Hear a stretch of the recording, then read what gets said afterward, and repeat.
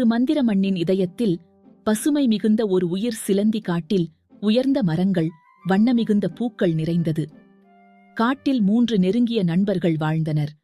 அறிவாளியான குரங்கு மாயா, ஆர்வமுள்ள சின்னு என்ற அணில் மற்றும் புத்திசாலியானை போலு. ஒரு நாள் காலை நேரத்தில் மாயா கிளைகளில் குதித்துக் கொண்டு தனது புதிய தந்திரத்தை மகிழ்ச்சியுடன் காட்டினாள்.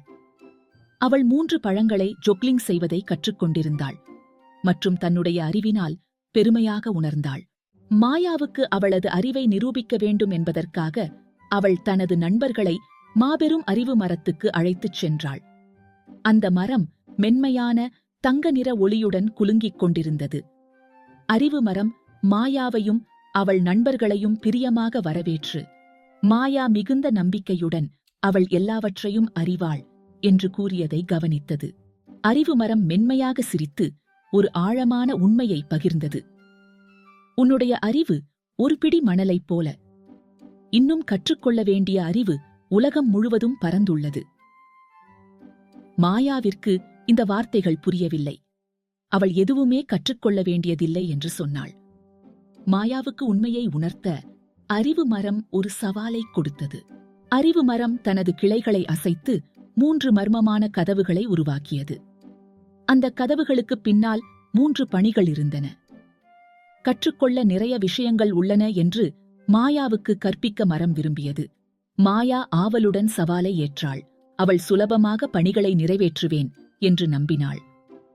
அவள் முதல் கதவை திறந்தால் 100கணக்கான துண்டுகளாலான ஒரு பெரிய புதிர் இருந்தது. அதை சுறுநுறுக் சேர்க்க முயன்றவள் இதுதான் அவள் எதிர்பார்த்ததை விட மிகவும் கடினமானது என்று உணர்ந்தாள். மாயா முதல் கதவின் சவாலை நிறைவேற்றிய பிறகு அவள் 2வது கதவை திறந்து அவளை குழப்புவதற்காக வடிவமைக்கப்பட்ட ஒரு சிக்கலான பாதை அமைப்பை கண்டாள். அதன் வழியை கண்டுபிடிப்பதே அவளுடைய பணியாக இருந்தது. அவள் எவ்வளவு முயற்சித்தாலும் அவள் வழியை சரியாக கண்டுபிடிக்க முடியவில்லை. பல்லாயிரம் பாதைகளில் மாய்ந்து சோர்ந்து முடிவில் வெளியே வந்தாள். 3வது கதவை திறந்தவுடன் மாயாவிற்கு நட்சத்திரங்கள் நிறைந்த வானம் தெரிய வந்தது. அவள் அவற்றை அடையாளம் காட்டச் சொல்லப்பட்டது. ஆனால் அதில் பாதியையும் அடையாளம் காண முடியவில்லை. பல மணி நேரம் பாடுபட்ட பிறகு மாயா சோர்ந்தும் தாழ்மையாகவும் அறிவு மரத்திற்கு திரும்பினாள். அறிவு மரம் திருக்குறளை குறிப்பிட்டு மாயாவிற்கு நினைவூட்டியது. கற்றது கை மண்ணளவு, கல்லாதது உலகளவு. மாயா இப்போது உணர்ந்தாள்.